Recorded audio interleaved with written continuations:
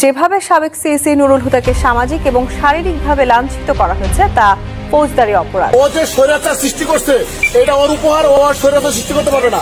এটা আমাদের সবাইকে ক্ষত করেছে, আমাদের বিবেককে নাড়া দিয়েছে। এই বিবেকের নাড়ার কারণেই আজকে আমি ব্যক্তিগতভাবে ডিবি অফিসে এসেছি। কিন্তু একটা ভিডিও আমাদের সামনে এসছে, ওনাকে যখন গ্রেফতার করা হচ্ছে পুলিশের সামনে তার গলায় জুতার মালা দেওয়া হয়েছে, তাকে জুতো পেটা করা হচ্ছে। এটা অসভ্যতা, এটা বর্বরতা। আমরা আমাদের স্বাধীনতার যে ঘোষণাপত্র সেখানে বলেছিলাম সাম্য, মানবিক মর্যাদা এবং সামাজিক ন্যায় বিচারের সমাজ তৈরি করব। একটা মানুষের, উনি ক্রিমিনাল হতে পারেন, মানুষ হওয়ার কারণে উনি কতগুলো রাইট এন্টাইটেলড। আমাদের constitution article 35, if it's not wrong, 35-এ লেখা আছে কোনো ব্যক্তিকে কোনোভাবে কোনো অবমাননাকর বা লাঞ্ছনাকর শাস্তি দেওয়া যাবে না বা তার সাথে সেই রকম আচরণ করা যাবে না। এদিকে স্বাধীন দেশ বলে যে দেশে মব জাস্টিস চলছে তাকে রুখে দিবে কে? তাই তো এবার সিএসি নুরুল হুদাকে প্রকাশ্যে গলায় জুতার মালা পরিতে অপমান করার কারণে ডিবি অফিসে গিয়েছেন বাংলাদেশের প্রথম সাবেক প্রধানমন্ত্রীর ছেলে সোহেল তাজ। এটা আমাদের সবাইকে ক্ষত করেছে, আমাদের বিবেককে নাড়া দিয়েছে। এই বিবেকের নাড়ার কারণেই আজকে আমি ব্যক্তিগতভাবে ডিবি অফিসে এসেছি। জামিনের আবেদন করেছি। বিজ্ঞ আদালত আমাদের জামিনের শুনানি উনি মনোযোগ দিয়ে শুনেছেন। আমরা বিজ্ঞ আদালতকে বলেছি আজকে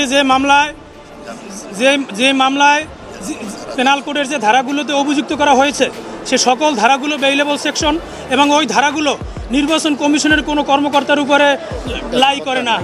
এবং আমরা বলেছি যে এই ধারাগুলো শুধু নির্বাচনের যে প্রার্থী এবং ভোটারদের উপরে এই ধারাগুলো বর্তায়। অতএব বিজ্ঞ আদালতকে আমরা এটি বুঝাতে সক্ষম হয়েছি এবং আমরা বলেছি যে এই আসামি উনি মহান মুক্তিযুদ্ধে ৯ নম্বর সেক্টরে বরিশাল অঞ্চলে একজন সাব সেক্টর কমান্ডার হিসেবে উনি মুক্তিযুদ্ধের সম্মুখ সারিতে উনি অংশগ্রহণ করেছেন। এই সাবেক সিএসি নির্বাচন কমিশনার নুরুল হুদাকে এভাবে গলায় জুতার মালা পরার জন্য দুঃখ প্রকাশ করেছেন স্বরাষ্ট্র উপদেষ্টা। সব জায়গায় রয়ে গেছে এবং যে দুষ্কৃতকারী তাকে হেনস্থা করছে তাদের আমরা আইনের আওতায় অবশ্যই নিয়ে আসবো। শুধু কি স্বরাষ্ট্র উপদেষ্টা দুঃখ প্রকাশ করেছেন না, দর্শক, এই লজ্জাজনক কাজের জন্য দুঃখ প্রকাশ করেছেন বাংলাদেশের জাতীয়তাবাদী দল বিএনপির নেতা কর্মী রুহুল কবির রিজভী। আইনানুগভাবে তাদের বিচার হোক, কিন্তু আইন বহির্ভূতভাবে কেউ তাদের সাথে অসদাচরণ করবে এই ধরনের কোনো নীতিতে বাংলাদেশ জাতীয়তাবাদী দল বিশ্বাসী নয়। গতকাল সাবেক প্রধান নির্বাচন কমিশনারের সাথে যে ধরনের ব্যবহার হয়েছে এবং আদালতে তার প্রতি যে আচরণ করা হয়েছে এটা নিঃসন্দেহে দুঃখজনক। এই ধরনের কাজের জন্য সরকারকে করার হুঁশিয়ারি দিয়ে অন্তর্বর্তীকালীন সরকার ডক্টর মোহাম্মদ ইউনূসকে দায়ী করছেন এই অনলাইন অ্যাক্টিভিস্ট। ডক্টর ইউনূস গত আগস্ট থেকে নিশ্চিত করে এসেছেন এই প্রতিশোধ নেওয়ার পালা যাতে বাংলাদেশে শেষ না হয় এবং সে কারণে এনসিপি যখন একটু মব থেকে দূরে যেতে বাধ্য হয়েছে সেনাবাহিনীর সরাসরি ধমক খাওয়ার মাধ্যমে, তখন ডক্টর ইউনূস বিএনপি বাংলাদেশের বর্তমান প্রেক্ষাপটের সবচেয়ে বড় রাজনৈতিক দলকে ঘোষণা দিয়ে তার পক্ষে মব পরিচালনায় নিয়ে এসেছেন।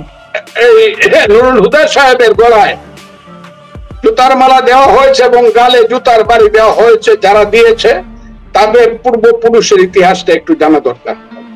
বিশেষ করে ওই ছেলেটা যে আমি দেখলাম, সে যে দলই করুক, বলা হচ্ছে সে স্বেচ্ছাসেবক দল করছে, যে দলই সে করুক, ওর বাপ কি করত অথবা ওর দাদা ওর গোষ্ঠী কি করত মুক্তিযুদ্ধে, এইটা একটু আমার জানা দরকার।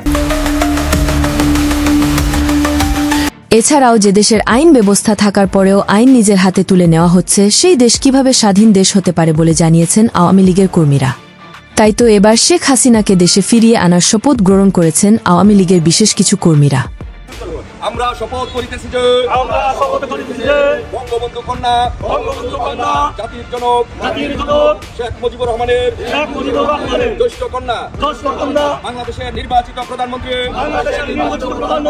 শেখ হাসিনাকে যতক্ষণ পর্যন্ত বাংলাদেশে যে ভুল করবে তার জন্য তো আইন আছে, এমনকি বাংলাদেশ সেনাবাহিনী রয়েছে। তারপরেও যদি আইন নিজের হাতে তুলে নেওয়া হয় তাহলে সে দেশে আইন ব্যবস্থা থেকে লাভ কি আপনারাই বলেন। তাই তো এবার দেশের চিন্তিত রাজনৈতিক বিশ্লেষক গোলাম মাওলা রনি এই সিএসি নুরুল হুদাকে এভাবে অপমান করা ঠিক হয়নি বলে একটি টক শোতে সরাসরি জানিয়ে দিয়েছেন। অন্যায় করবে, গ্রেপ্তার হবে, সাজা পাবে, এমনকি ফাঁসি হবে, এসবই ঠিক আছে, কিন্তু একজন মানুষ এখন তাকে ধরে গলায় জুতার মালা পরাতে হবে, তার মুখে গালের মুখে জুতো মারতে হবে, মানে আসলে এই জিনিসটা আমি এই পর্যায়ে আমার যে চিন্তা চেতনা ওইটা নিতে পারি না। আমি এতক্ষণ আমাদের সাথে থেকে ভিডিওটি শেষ পর্যন্ত দেখার জন্য আপনাকে অসংখ্য ধন্যবাদ। আপনি চাইলে আপনার মূল্যবান মতামত আমাদেরকে কমেন্ট করে জানিয়ে দিতে পারেন। আমরা আপনার সেই মহামূল্যবান কমেন্টের রিপ্লাই দেওয়ার জন্য সর্বদা চেষ্টা করব।